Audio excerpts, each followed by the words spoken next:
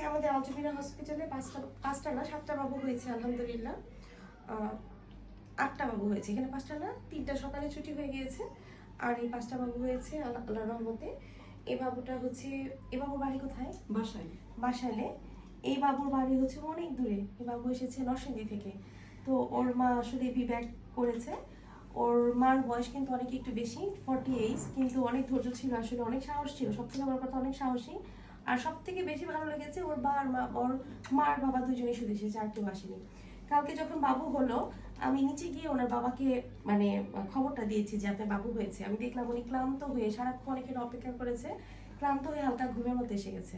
তো দেখে আমার মনে হলো যে না, এরকমই হওয়া উচিত আসলে, কারণ উনি আমাদের উপরে এত আস্থা রেখেছে যে উনি কিন্তু ঘুমাতে পেরেছে ওই সময়।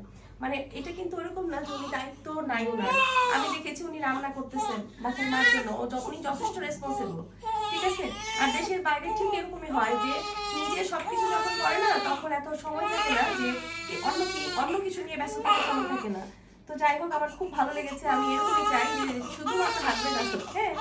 আর এই বাবুটা যে পেইন্টেস হয়েছে, ব্যথামুক্ত আজকে সবই আছে, বিবেকও আছে, পেইন্টেস আছে। এই বাবুটাও নর্মালি হয়েছে আলোর মধ্যে। আর এই বাবু কান্না করছে। এ বাবু, এটা ছেলে বাবু না, মেয়ে বাবু না? আজকে কয়টা ছেলে এখানে? আজকে মানে মেয়ে বাবুর সংখ্যা বেশি, মনে থাকে না। ছেলে বাবু আছে 2টা ছেলে 3টা মেয়ে। তো যাই হোক, সবাই বাবুদের জন্য দোয়া করবে, আল্লাহ যেন ভালো রাখে, সুস্থ রাখে। সব বাবা মার জন্য দোয়া করবে। আর এখানে 4টা নরমাল, এটা কিন্তু সিজার, এটা সি সেকশন বাবু। এটা হচ্ছে বাবুর মা হচ্ছে অনেক কষ্ট করেছে, এইটাই না? না, মাঝখানেরটা এটা না?